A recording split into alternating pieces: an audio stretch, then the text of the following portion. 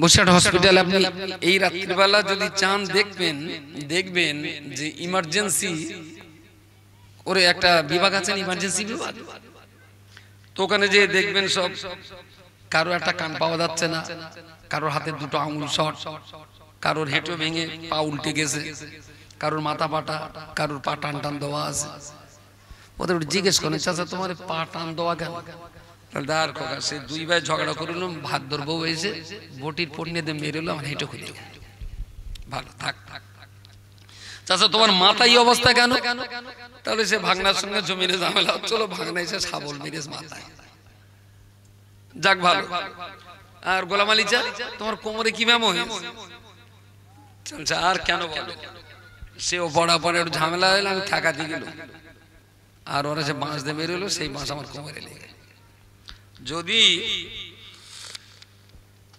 মারপিট খুন খারাপি যদি আসামি বসিরহাট থানায় হসপিটালে যদি 50টা থাকে, মার খাওয়ালো, এই 50টা লোককে মেরেছে হিন্দুরা না মুসলমানরা? কি মনে হয়? চার দোকানে বসে বেশ ঠাঙের ওপর ঠাং দে। ইসরায়েল শালা হারামি যা করছে না খোকা, বহুত শয়তান, নিরীহ মুসলমান গুলো রে মারছে। দেখো একটা টাইম আল্লাহর রহমত নিশ্চয়ই হবে। এদিকে বলে মসজিদে আযান হচ্ছে, পাঁঠার কোনো হিসেব নেই। পাঁঠার দোকানে বসে বসে বিড়ির বাসায় চুমু দে, প্যালেস্টাইনের ইসরায়েলের হাত থেকে প্যালেস্টাইনকে বাঁচাবার স্বপ্ন দেখতেছে, বিড়ির বাসায় চুমু দে। আর মুয়াজ্জিনরা যে আউমাউ করে প্রতিদিন 5 বার করে মসজিদে ডাকছে হাইয়া আলাস সালাহ, ও গান্ডুর এই আওয়াজ ওর কানে যায় না। ইয়াউমা ইয়াফিরুল মারউ মিন আখিহি ওয়া উম্মিহি ওয়া আবিহি ওয়া সাহিবাতিহি ওয়া বানিহি লিকুল্লি মিরিইম মিনহুম ইয়াউমা ইযিন শাআন ইয়াগনি। হাসরের মাঠে দুনিয়াতে আমরা যাদের দেখতাম যে একজনের বিপদে অনেকে ছুটে আসতো উদ্ধার করার জন্য,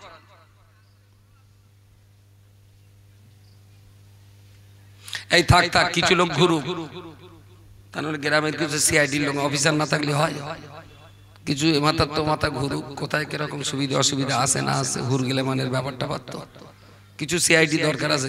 তো হাসরের মাঠে কি ঘটবে আর দুনিয়ায় কি ঘটছে এটা আমরা দেখছি। রাস্তায় যদি আল্লাহ না করুন কোন মানুষ অ্যাক্সিডেন্ট হয়, আত্মীয় অনিত্মীয় অনাত্মীয় পরিচিত অপরিচিত, হিন্দু না মুসলিম, খ্রিস্টান না বৌদ্ধ, চোর না মাতাল, এসব কেউ দেখে না। শুধু দেখে একটাই, লোকটা বিপদে পড়েছে, শিগগির চল। কেউ না কেউ ধরে হসপিটালে নিয়ে যায়, কেউ না কেউ ধরে ভ্যান ভাড়াটা দিয়ে দেয়, কেউ না কেউ মাথায় একটু পানি দেয়, কেউ না কেউ দোকান থেকে দুধ এনে ওর গালে। এগুলো আমাদের সমাজে আমরা দেখছি। আচ্ছা, হাসরের মাঠে কেউ যদি এরকম বিপদে পড়ে, কেউ কি একটু গালে দুধ টুধ দেবে? হ্যাঁ, কেউ? মা দেবে নিশ্চয়। মা রাত্রির গলা জড়িয়ে ধরে ভাবি যখন আই লাভ ইউ বলো, ভাবি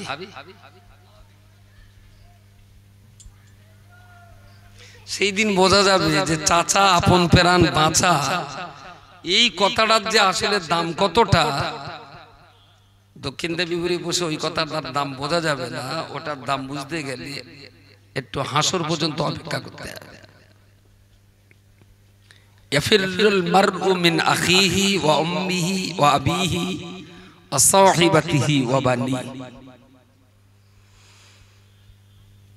বিপদ থেকে উদ্ধার হওয়ার জন্য সন্তান যখন মাকে বলবে, মা তখন পালিয়ে যাবে। ছেলে যখন বাবাকে বলবে, বাবা তখন পালিয়ে যাবে। বন্ধু যখন আর এক বন্ধুকে বলবে যে আমার একটুখানি উপকার করো, বিপদে পড়েছি, ও তখন পালিয়ে যাবে, কেউ কারো না। সেই কঠিন সময়টার কথা যদি মনে রেখে কাজ করা যায়, তাহলে আমরা মুসলমান। আর দুনিয়াদারি করার সময় যদি হাসরের কথা ভিতর থেকে ভুল হয়ে যায়, তাহলে আমরা অন্য কিছু। আমি একটা ধান্দায় পড়ে যাচ্ছি।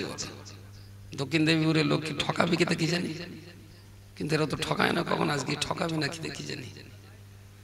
1 2 3 4 সবুজ কালার, বেগুনি কালার, হলুদ রং, আর ওইটা যেন একটু যোগী কালার।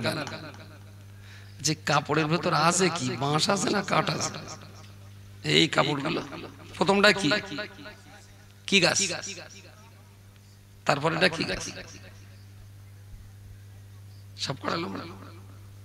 কি সুন্দর করে কাপড় পরিয়ে দিয়ে যাবে, দেখো মনে হচ্ছে একটা বেশ সুন্দর কিছু একটা হবে। গাছগুলো যেরকম কাপড়কে ভিআইপি করেছে, শ্রোতাগুলো এরকম পড়কে ভিআইপি করে দেয়নি তো। আমার কথা বোঝা যাচ্ছে না? এর ভেতরে একরকম, বাইরে একরকম, দেখে দারুণ ফাইন দেখাচ্ছে। 4টে বা 4 রকম দিয়েছে, যে ডেকোরেটর কাজ করেছে ওর একটা কোয়ালিটি ভালো। ওদের যেরকম কাপড় পরিয়ে দিয়েছে, এরা শ্রোতাগুলো আমার কাছে পরিয়ে দেয়নি তো। যে তুমি বাড়ি যাও, তারপর কাপড় খুলে আমরা দেখে নেব না, আমরা আসলে কি জিনিস আমরা ভালো জানি। তুমি তো দেখে দাও, আমরা বিরাট। আমার আল্লাহ পাক রব্বুল আলামিন কোরআন শরীফে পরিষ্কার করে বলেছেন, ফাআম্মা মান তাগা ওয়া আথারাল হায়াতাদ দুনিয়া ফাইন্নাল জাহিমা হিয়াল মাওয়া। ফাআম্মা মান তাগা, পৃথিবীর সেই সমস্ত মানুষেরা যারা সীমানা লঙ্ঘন করেছে, যারা বাউন্ডারি ওভারটেক করেছে, আল্লাহর নির্দেশ যারা অতিক্রম করেছে, ওয়া আথারাল হায়াতাদ দুনিয়া, এবং পরকালের তুলনায় দুনিয়াটাকে যারা বেশি মূল্য দিয়েছেন, ফাইন্নাল জাহিমা হিয়াল মাওয়া, ওদের শেষ ঠিকানা হলো আল্লাহর জাহান্নাম। সীমা লঙ্ঘনকারী। ফাআম্মা মান তাগা ওয়া আথারাল হায়াতাদ দুনিয়া, যারা সীমা লঙ্ঘনকারী এবং দুনিয়া প্রেমী, দুনিয়া প্রেমী, যে দুনিয়া থেকে আর না মরলি বোধহয় ভালো হয়, এখানে যদি থাকা যেত খুব ভালো, অনন্ত অসীমকাল থাকতে পারতাম। আচ্ছা, আপনার যদি বাঁচার ইচ্ছা হয়, তো আমারও তো বাঁচার ইচ্ছা, তাই না? আপনি যদি বাঁচতে চান, আমি কেন মরতে চাই? আমিও বাঁচব। ধরুন পৃথিবীতে আল্লাহ মৃত্যু বন্ধ করে দিলেন, কেউ মরবে না, সবাই বেঁচে থাকবে।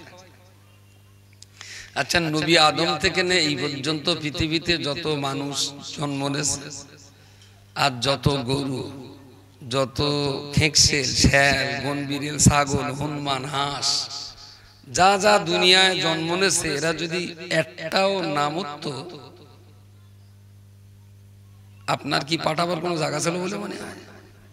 হ্যাঁ, তাহলে অন্য লোক মেরে সেই সিট খালি করে সেই সিটে কিন্তু আপনার ঢোকানো। আগে তো ছিল দুনিয়াতে মানুষ, তাহলে কিছু মেরে সিট খালি করে সেই খালি সিটে। তা তুমি ভাই যদি অন্য লোকের মেরে তার সিটি তুমি বসতে পারো, তাহলে তোমার পেছনে তো আর একটা লোক আছে, সে তোমার মেরে আবার তোমার সিটি। কথা বলে, তাহলে তুমি পরের সিটি বসবা, তাহলে লোক তোমার সিটি বসবে না কেন? মরাটা না পৃথিবীর জন্য একটা রহমত, একটা নিয়ামত। পৃথিবীতে মরণ আছে বলে এখনো দুনিয়াটা ঠিক আছে। যদি মরণ না থাকতো, বলেন, যদি মরণ না থাকতো, হ্যাঁ, ট্যাংরা মাছ যদি মরণ না হতো, ট্যাংরা মাছ কি রেঁধে খাওয়ার কোনো লাইন ছিল? আর ওজা জিনিস যদি কেউ মনে করতো ট্যাংরা মাছ খাবো, তত মরবে না, মরণ নেই পৃথিবীতে। তাহলে ওই মাল গালে গিলতে যাওয়ার সময় যদি মাছ গানে গিয়ে কাঁটা বেঁধে যেত, এগোবেও না, ব্যাপারটা কি ভালো হতো? তাহলে মরণ ছিল বলেই পয়তি ট্যাংরা গুলো কি সুন্দর ভাজি করে গিলতিস, বলো দেখি। যদি মরণ না থাকতো, বলেন, পৃথিবীতে খাওয়ার মতো কিছু থাকতো না। তো আল্লাহর এই জমিনে আল্লাহ পরিষ্কার বলেছেন, ফাআম্মা মান তাগা, যারা বাউন্ডারি অতিক্রম করেছে, যারা সীমানা লঙ্ঘন করেছেন এবং যারা দুনিয়াটাকে বড্ড বেশি প্রেম করে ফেলেছে, তাদের শেষ ঠিকানা হলো জাহান্নাম। শেষ ঠিকানা জাহান্নাম। প্রত্যেকটা জিনিসের একটা সীমা আছে, সীমানা। এই সীমা বা সীমানা আপনি কিন্তু মেনে চলতে বাধ্য, অবশ্যই। আপনার পেটে খিদে আছে 1 কেজি, আল্লাহ সীমানা বেঁধে দিয়েছেন 600 গ্রাম খাবেন, বড্ড জোর 700 গ্রাম খাবেন, আর 300 গ্রাম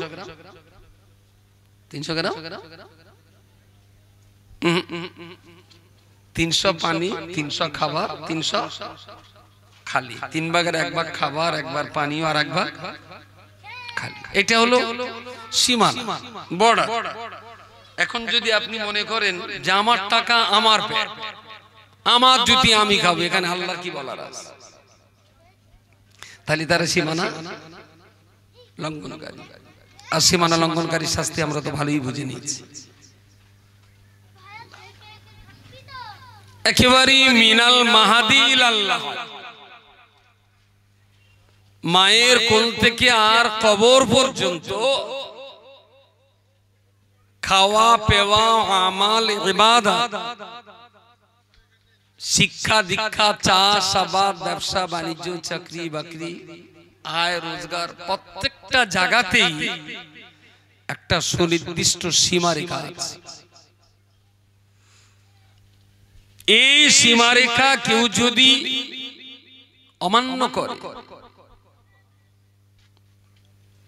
তাহলে নিশ্চিত তার জন্য জাহান্নাম অপেক্ষা করছে। রব্বুল আলামিন কোরআন শরীফের পরের অংশে বলেছেন, ওয়া আম্মা মান খাফা মাকামা রাব্বিহি ওয়া নাহান নাফসা আনিল হাওয়া ফাইন্নাল জান্নাতা হিয়াল মাওয়া। পৃথিবীর মনুষ্য জাতি, ওয়া আম্মা মান খাফা মাকামা রাব্বিহি, আল্লাহ পাকের সামনে দাঁড়াতে হবে, আল্লাহ সেই দরবারে হাজির হতে হবে। এই ব্যাপারে পৃথিবীর যে সমস্ত মানুষেরা ভয় করেছেন আল্লাহর সামনে দাঁড়ানোটাকে, যারা বিশ্বাস করে নিয়েছেন, যারা আল্লাহর সামনে দাঁড়ানোটাকে অত্যন্ত ভয়ভীতির সঙ্গে গ্রহণ করে নিয়েছেন, ওয়ানাহান নাফসা আনিল হাওয়া, আর নিজের আত্মা, নিজের মন, নিজের নফস যেটাই চাইবে সেটা নয়, বরং নফসের সঙ্গে যারা লড়াই চালিয়ে গেছে, ফাইনাল জান্নাতা হিয়াল মাওয়া, যারা আল্লাহকে ভয় করেছেন, নফসের সঙ্গে জিহাদ করেছেন, আল্লাহ পাক তাদের সম্পর্কে বলেছেন ফাইনাল জান্নাতা হিয়াল মাওয়া, ওদের শেষ ঠিকানা দয়ার জান্নাত। জোরে বলুন সুবহানাল্লাহ। সুবহানাল্লাহ বলেছে সবাই, জান্নাত থেকে বলবেন। হ্যাঁ, এখন না বললে অসুবিধা নেই। আর দুনিয়া এত পাপের জায়গা, পবিত্র নাম আর এখানে না নেই, একটু জান্নাতে গিয়ে আল্লাহর টাকাটাই করবেন, এখানে আর বেশি টাকাটাই করলাম না। ফাইনাল জান্নাতা হিয়াল মাওয়া, কাদের জন্য? না, যারা দুটো কাজ করবে। 1 নম্বর হলো আল্লাহর হিসাবের ভয় রাখতে হবে, আর 2 নম্বর হলো নফসের সঙ্গে লড়াই করতে হবে। আরএসএস সঙ্গে না, বিজেপির সঙ্গে, ইহুদির সঙ্গে, খ্রিস্টানের সঙ্গে, এদের সঙ্গে লড়াই করার কথা আল্লাহ বলেন। কোরআনের এই আয়াতটা আল্লাহ বলেছেন নফসের সঙ্গে, ওয়ানাহান নাফসা আনিল হাওয়া, যারা নফসের বিরুদ্ধে চলে। আমরা না বিজেপির সঙ্গে লড়াই করার স্বপ্ন দেখি, আরএসএস এর সঙ্গে লড়াই করার স্বপ্ন দেখি। কোথায় সেই প্যালেস্টাইনের উপরে ইসরায়েল হামলা করছে, ও মাঝে মাঝে চার দোকানে বসে যাওয়া হয় না।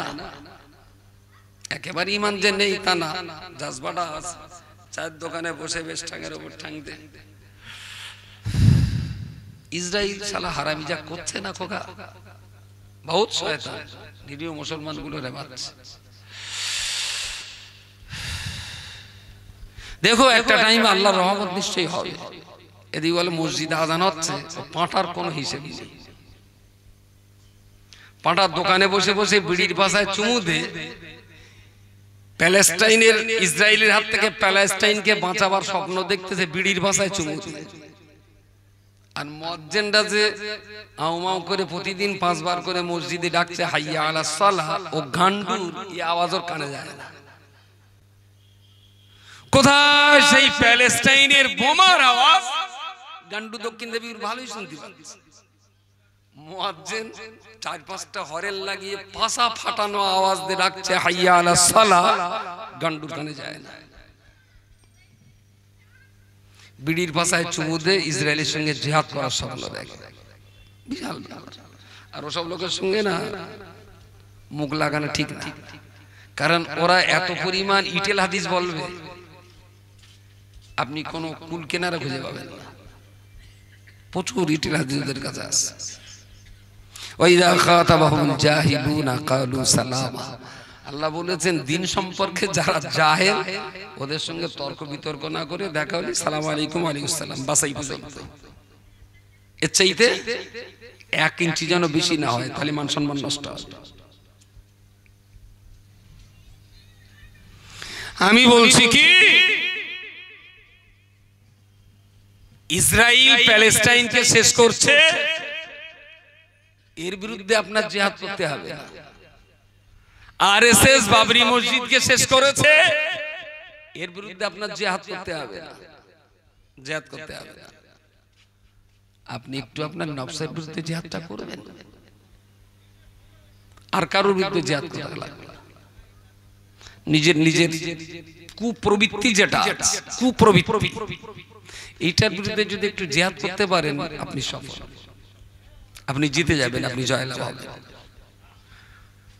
বাইরের শত্রুর সঙ্গে লড়াই করা খুব সহজ, কিন্তু ভিতরের শত্রুর সঙ্গে লড়াই করাটা খুব কঠিন এবং খুব সহজ। আমি আপনাকে সেইটা বলছি।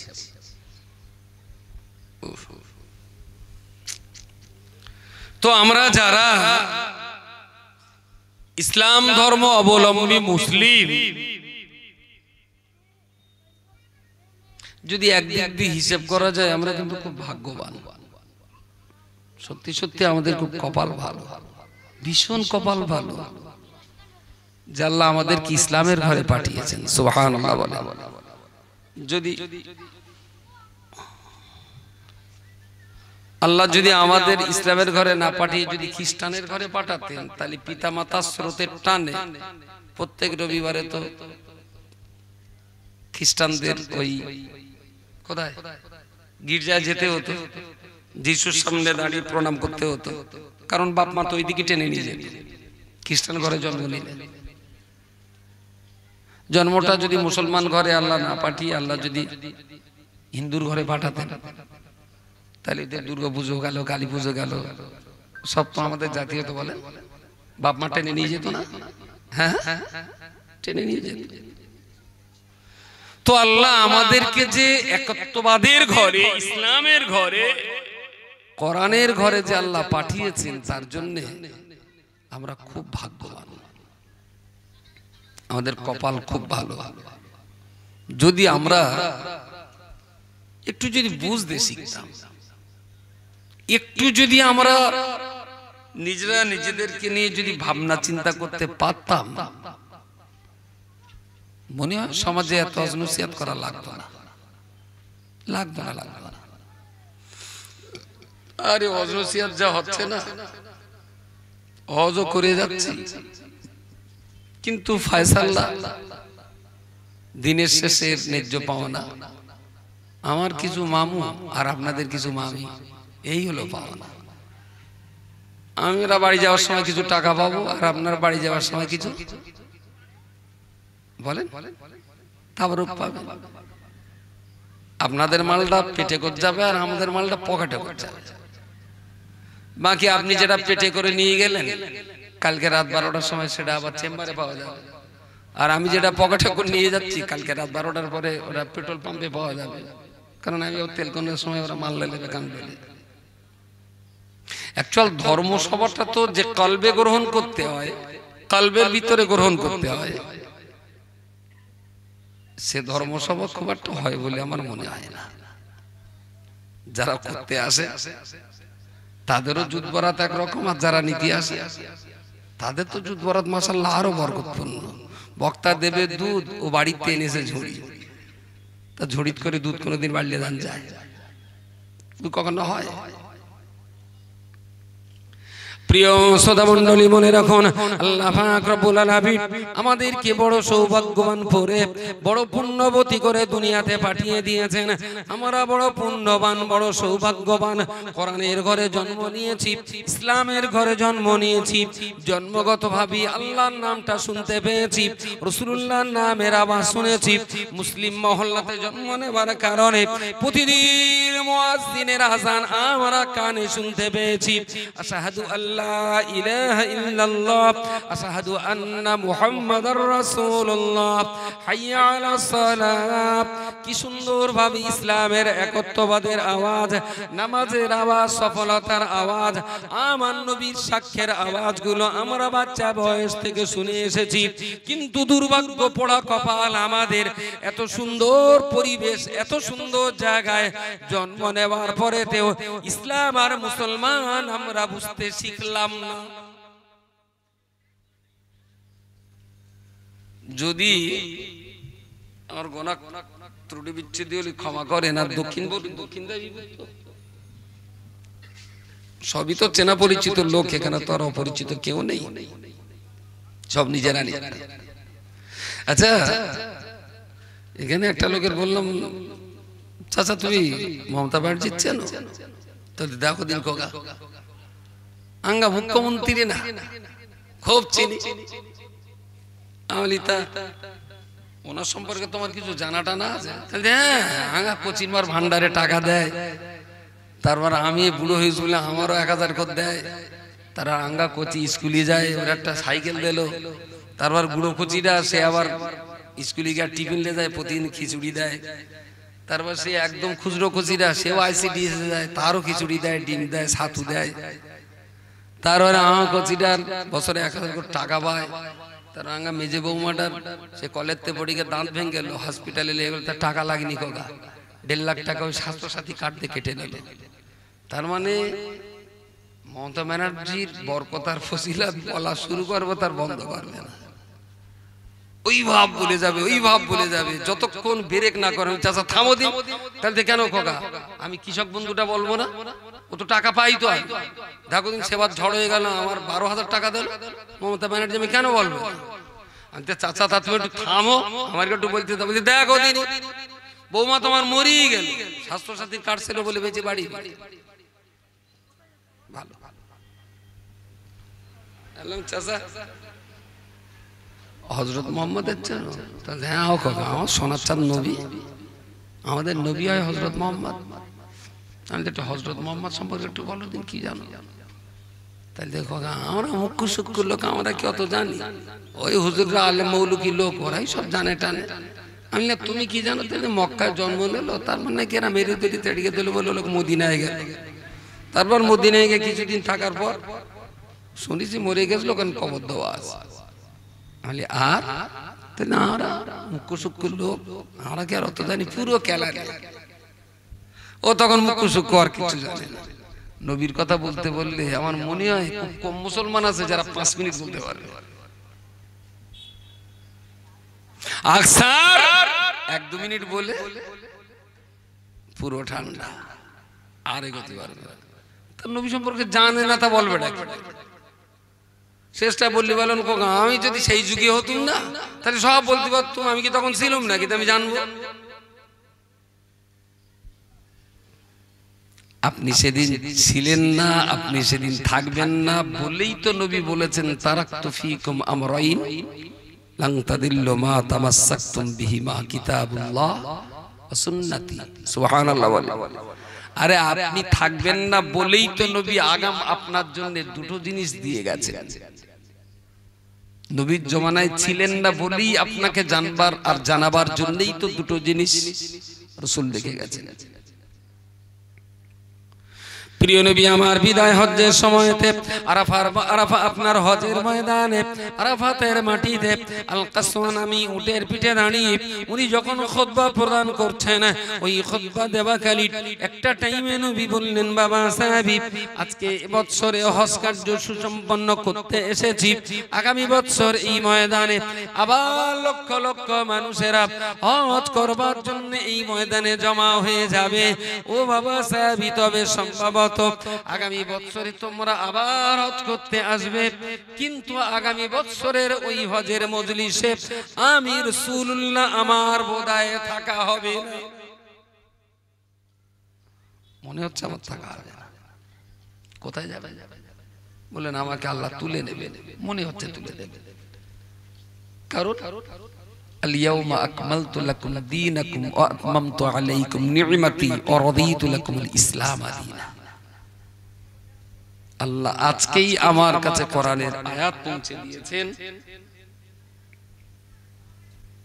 বৌমার শরীর খারাপ নাকি? খুব চিন্তায় গালে হাত দেয় না? উপরে এসে গেল, এসো এসো এসো।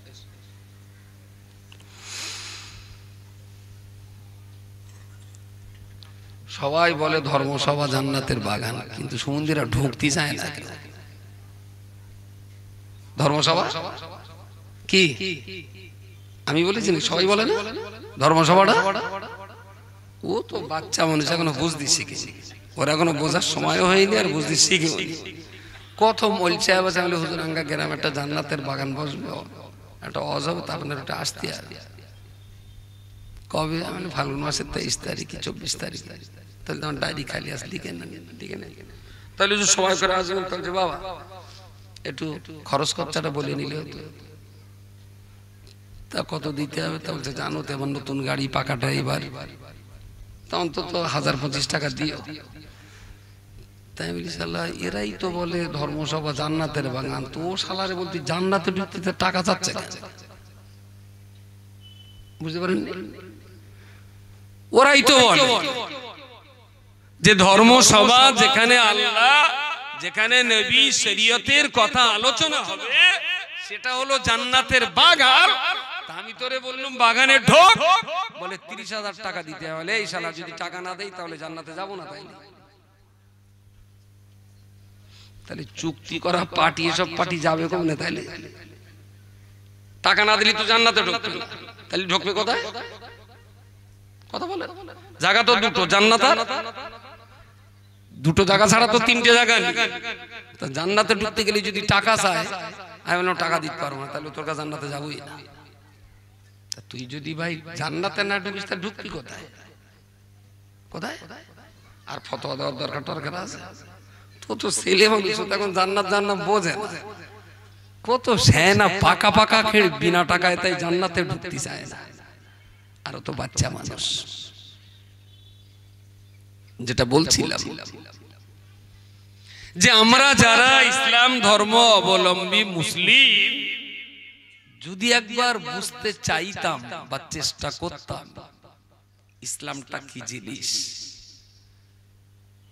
তাহলে আমাদের জীবন ধারণের মান এই রকমটা থাকতো না, আরো অনেক শান্তিপূর্ণ হতো, অনেক আনন্দের হতো, অনেক সুখের হতো, অনেক মজাদার হতো। আমরা ইসলাম বুঝতে পারি। যদি গ্রাম ভিজিট করে এক এক করে ইন্টারভিউ নেওয়া হয় যে হযরত মুহাম্মদ সাল্লাল্লাহু আলাইহি ওয়াসাল্লাম সম্পর্কে আপনি কি জানেন বলুন, ওই 1 মিনিট 2 মিনিট 3 মিনিট 5 মিনিট বলে সব ঠান্ডা হয়ে যায়। কোথায় একটা পড়েছি আমি, বুখারী শরীফে না, কোথায় একটা পড়েছি যে কবরে মান রাব্বুকা ওয়া মা দীনুকা ওয়া মান নাবিয়ুকা, কেউ বলেছেন এই 3টে প্রশ্ন হবে।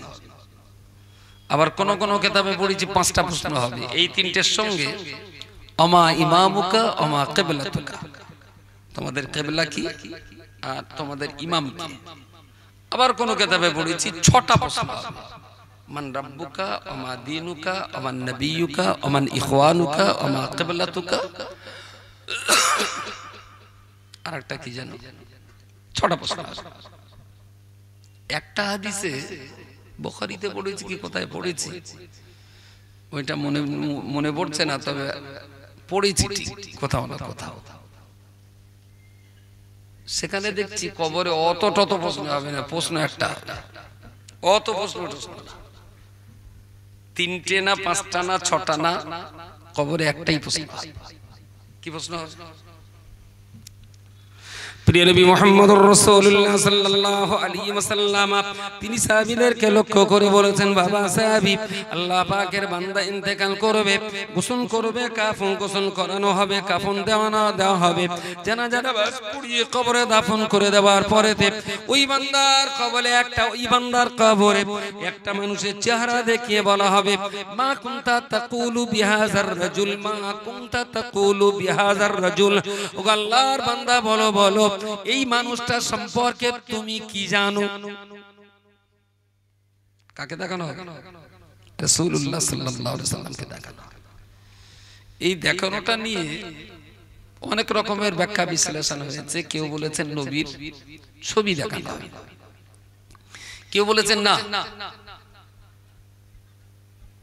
মাটির তলা দিয়ে ওনার কবর আর রাসূলের মাজার, ওই কবরবাসী ওর কবর থেকে ডাইরেক্ট মদিনাতুল মুনাওয়ারাতে রাসূলুল্লাহর কবরের চেহারা দেখানো হবে। আবার কোন কোন ব্যাখ্যাকাররা বলেছেন না, যারা প্রকৃত অর্থে আশিকানে রাসূল, প্রিয় রাসূলের সরাসরি সেই সমস্ত কবরে নিয়ে যাওয়া, একদম ডাইরেক্ট থেকে জিজ্ঞেস করা, মা কুনতা তাকুলু বিহাযার রাজুল, এই লোকটা সম্পর্কে আপনি কি বলবেন? এই লোকটা সম্পর্কে আপনি কি বলবেন? তো যারা প্রকৃত অর্থে ঈমানদার, খোদাভীরু, আল্লাহওয়ালা, নামাজি, পরেজগার, আশিকে ইলাহি, আশিকে রাসূল, তারা তো দেখি বলবেন, আশহাদু আন্না মুহাম্মাদার রাসূলুল্লাহ সাল্লাল্লাহু আলাইহি ওয়াসাল্লাম। প্রথমেই বলবে, আমি সাক্ষী দিচ্ছি যে ইনি হলেন আল্লাহর নবী মুহাম্মদ মুস্তাফা সাল্লাল্লাহু আলাইহি ওয়াসাল্লাম। বলুন সকলে সুবহানাল্লাহ। আর কোন প্রশ্ন লাগবে? নবীকে চিনে ফেলেছেন মানে আল্লাহ এক, এটা ও লোক নিশ্চয়ই জানে। ইসলাম ধর্ম ও নিশ্চয়ই জানে। কাবা কেবলা সে নিশ্চয়ই জানবে। তো একটা প্রশ্নের উত্তর দিয়েছে মানে সব প্রশ্নের উত্তরও জানা আছে।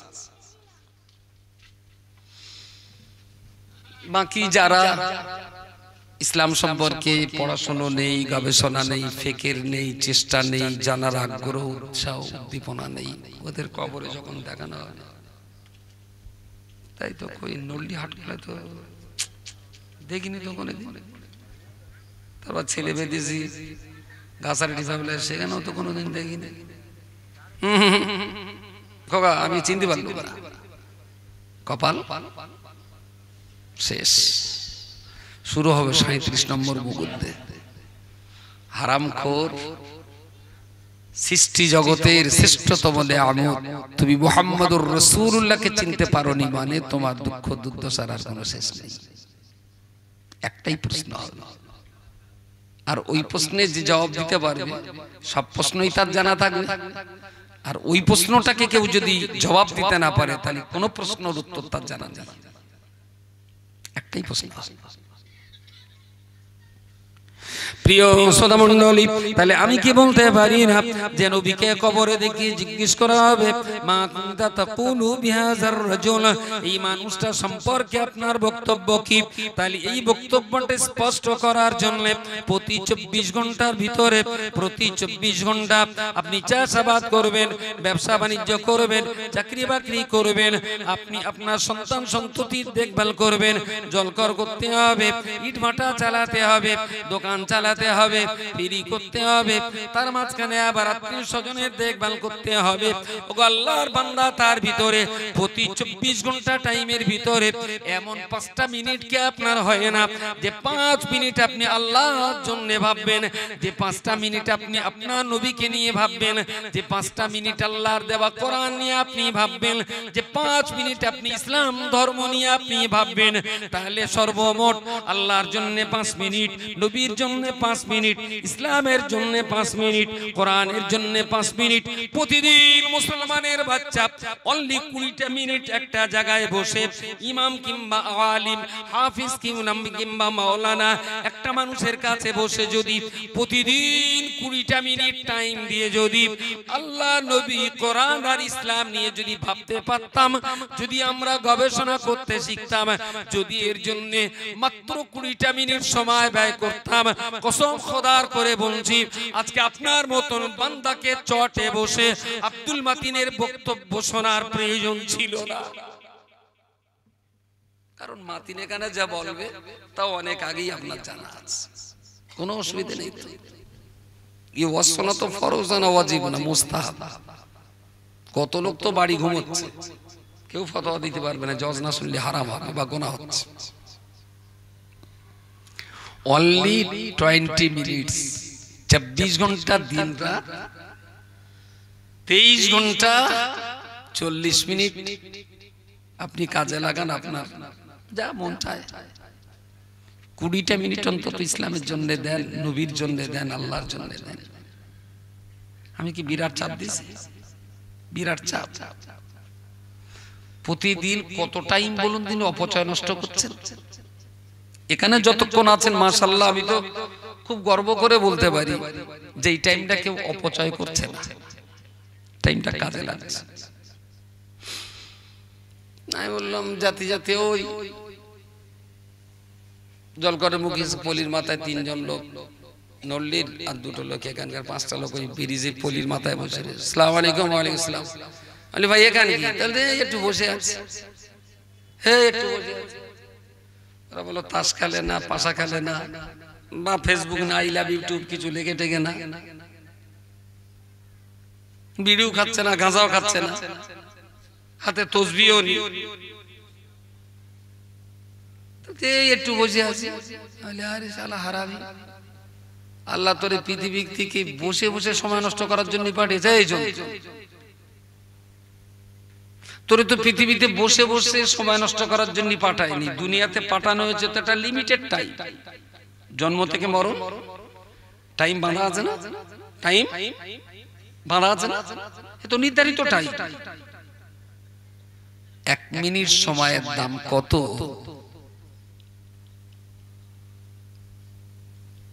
যে লোকটা জাস্ট 1 মিনিট দেরি করার জন্যই ছুটে এসেছে, ট্রেনটা ধরবে, ছেড়ে দিয়েছে, ধরেছে হাতলটা, স্লিপ খেয়েছে একদম ট্রেনের তলায়। কমিউনিটির ভুল, কমিউনিটি মাত্র 1 মিনিট। অনলাইনে চাকরির পরীক্ষা দিয়েছে, 3,75,000 স্যালারি, আমেরিকাতে যাবে, কালকে তার পোস্টিং আছে, ওখানে যে পোস্টিং হবে আজকে সে বিমানে উঠবে 9:45 বিমানের গেট বন্ধ হবে 7:45, 2 ঘন্টা আগে গেট বন্ধ হবে। খুব সময় নিয়ে বেরিয়েছিল, মধ্যম গ্রামে যে রাস্তা অবরোধ, জাস্ট ও গেটের সামনে দাঁড়াতে 20 সেকেন্ড দেরি হয়ে গেছে, 20 সেকেন্ড। আর এখন না ওই ঘড়ি দেখার কোনো কেজ নেই, সব অটো সেট, সব অটো সেট।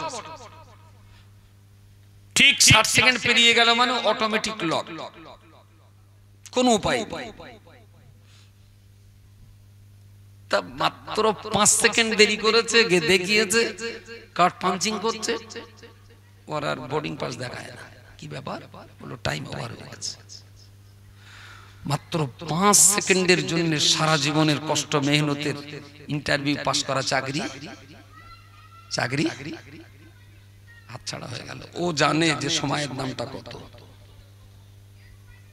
তাহলে 1 মিনিটের কত মুসিবত, ট্রেনের তলায় পড়েও জানে 5 সেকেন্ডের কত দাম, যে চাকরি হারিয়েছে সেই জানে। শুনেছে আব্বা গাছ থেকে পড়ে গেছে, ভাই গাছ থেকে পড়ে গেছে, মাঠ থেকে ছুটে আসছে, সবাই ডাকছে কোকা শিগগিরই আয়, মনে হচ্ছে বড় ভাই আর বাঁচবে না। ও ওখান থেকে ছুটে এসছে শেষবারের মতো বড় ভাইয়ের একটু কলমা শোনাবে। ও বাড়ির পোটে পা দিতে বড় ভাইয়ের শেষ নিঃশ্বাসটা বেরিয়ে যাবে হয়তোবা। আর 30 সেকেন্ড টাইম পেলে লা ইলাহা ইল্লাল্লাহ মুহাম্মাদুর রাসূলুল্লাহ এই কথাটা হয়তো ভাইয়ের কানে কানে দেওয়া যেত। মাত্র 30 সেকেন্ডের জন্যই হয়তো তার কলমাটা আর শোনানো হলো না।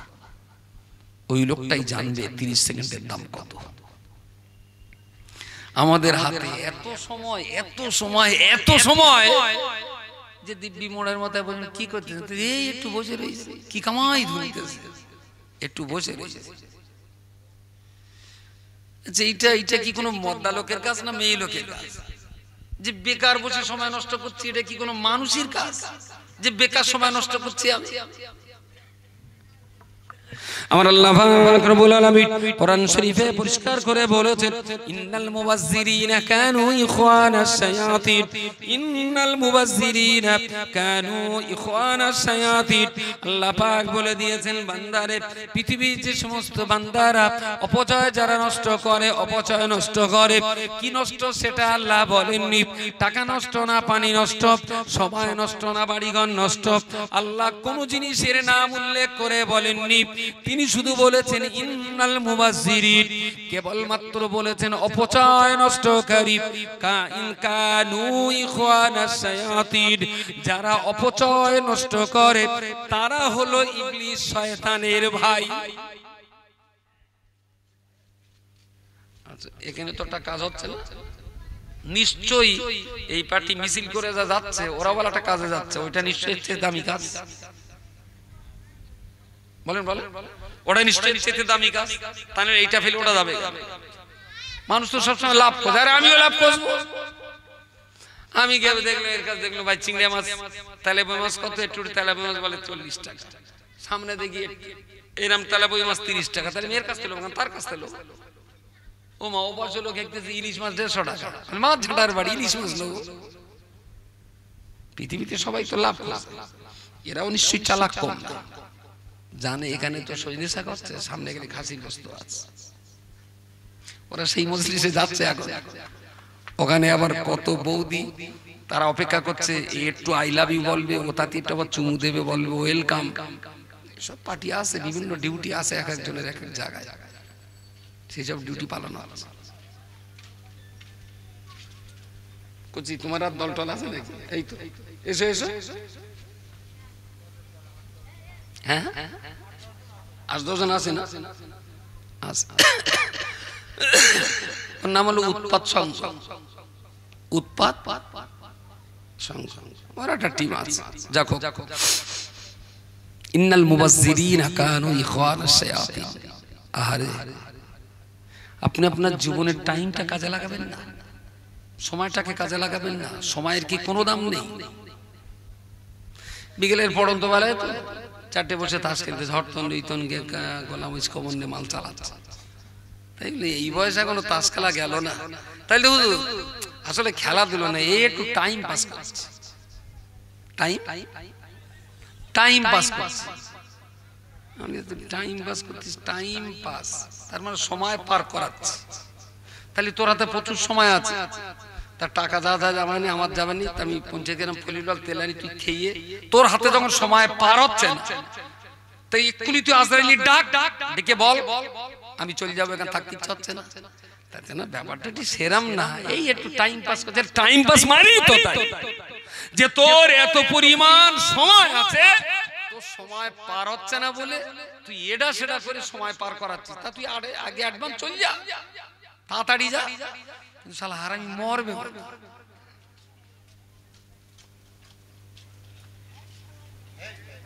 যাক ওদের দোষ দিলে হবে না, তোর তো বাচ্চা মানুষ।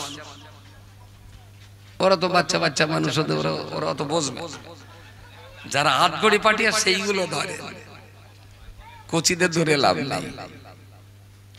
ইন্নাল মুবাজ্জিরিন কানু ইখওয়ানাশ শায়াতিন, ক্ষমা করবেন।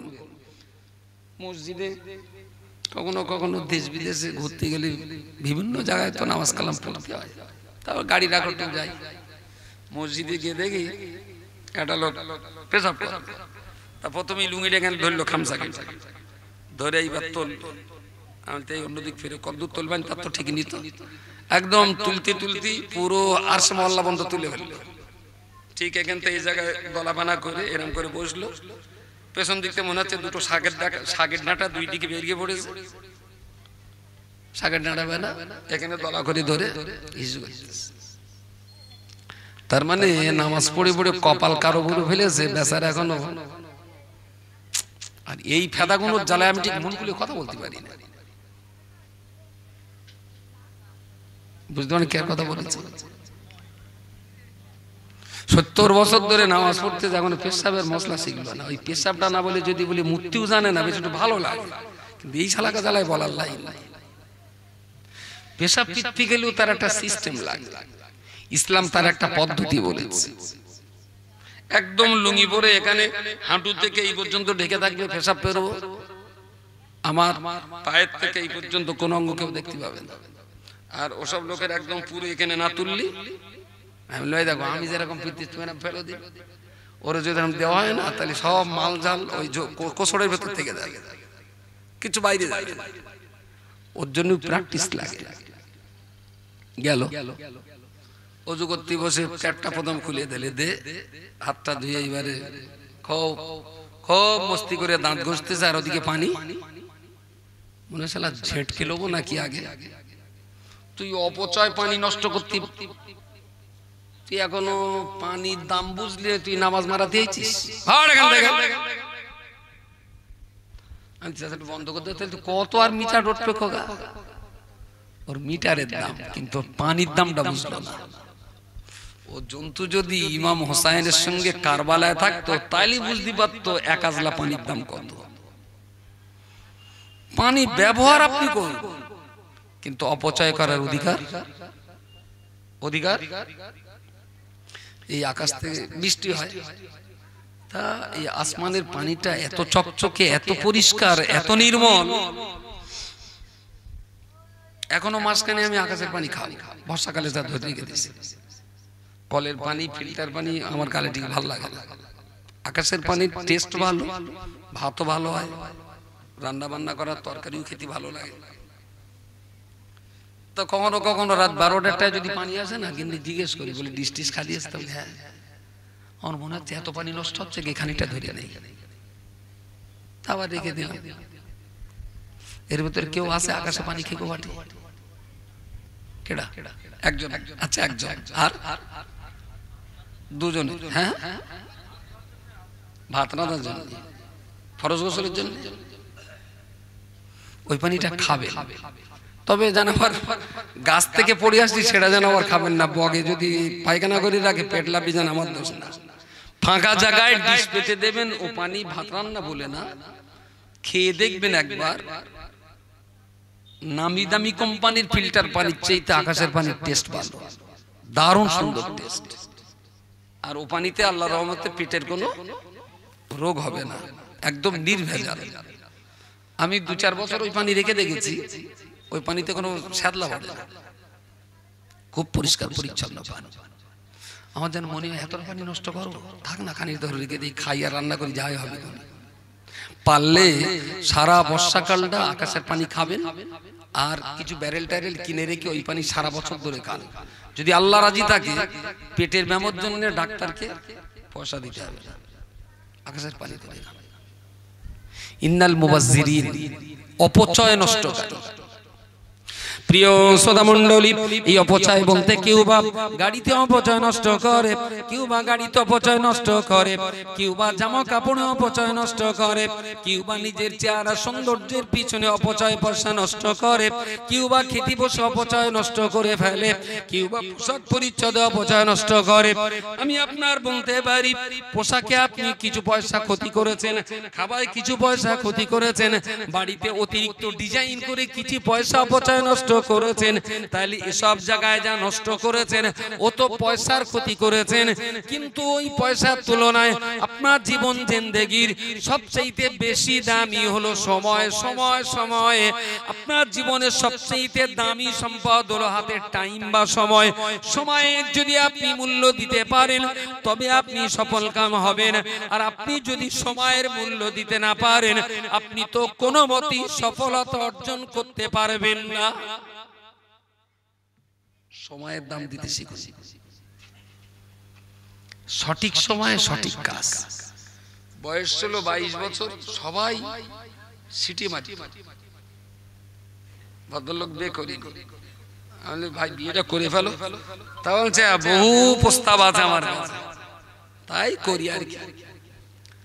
বিয়ে করতে করতে ওর আর বিয়ে করা হলো না, বয়স 84 বছর।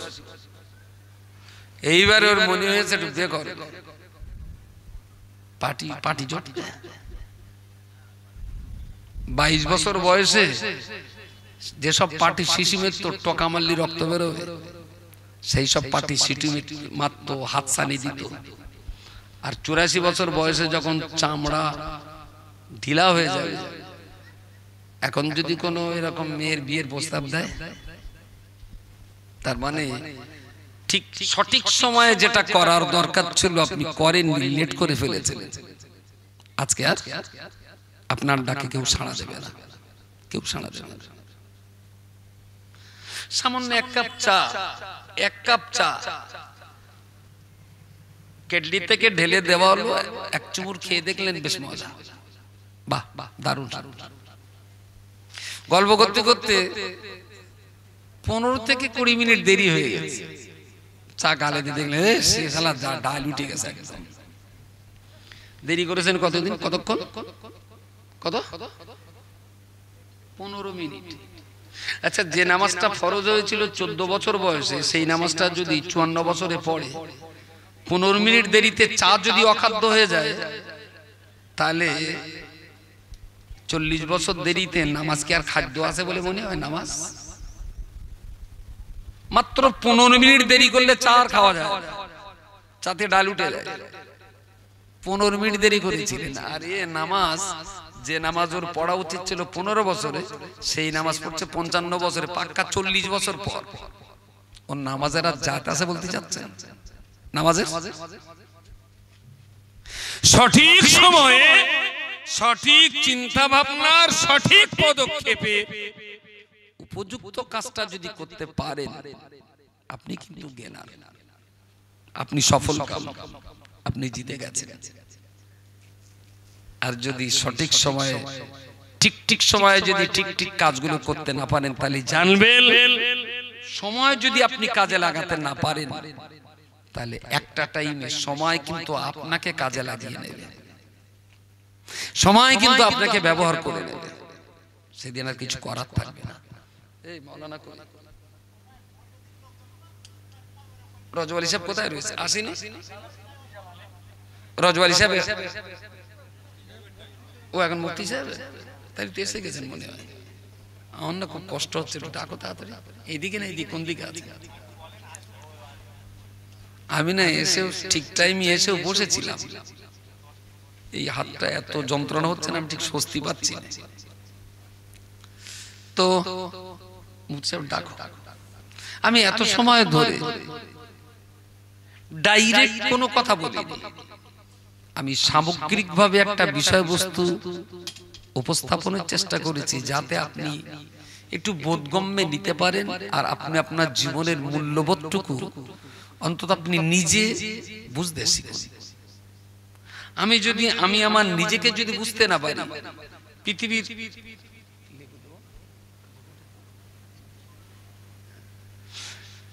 আমি যদি আমাকে না চিনি, পৃথিবীর লোক কেন আমাকে চিনে? আমি যদি আমাকে বিশ্বাস না করি তাহলে দেবীপুরের লোক কেন আমার বিশ্বাস করতে যাবে? আমি যদি আমার উপরে আস্থা রাখতে না পারি তাহলে দেশের জনগণ কেন আমার উপরে আস্থা রাখতে যাবে? আমি বলছি কি, আপনি একটু আপনাকে চেনার চেষ্টা করুন। আপনি কিন্তু খুব ভাগ্যবান, আপনি কিন্তু অনেক দামি, আপনি কিন্তু অনেক মানি, আপনার কিন্তু অনেক মর্যাদা আছে। আপনি একটু নিজেকে চিনতে শিখুন, একটু নিজেকে বুঝতে শিখুন। অনলি 20 মিনিট প্রতিদিন টাইম একটু কালচারের জন্য ব্যয় করুন, দেখবেন ভাগ্য পাল্টে যাবে, তকদির পাল্টে যাবে, ইহকাল বেঁচে যাবে, পরকাল বেঁচে যাবে। আল্লাহ আমাদের সেই সম্মতি দান করুন। মুফতি সাহেব দুটো কথা বলবেন, তারপরে রজৌলি সাহেব বলবেন, তারা আরো অনেক দামি কথা বলবেন, তাদের কথাও শুনতে হবে। তবে যে যত দামি কথাই বলুক না কেন, আসলে পাত্র যদি ফুটো হয়, ফুটো বলে না কি বলে, কি বলে, হ্যাঁ সাদা বলে, হ্যাঁ ঠিক আছে। তো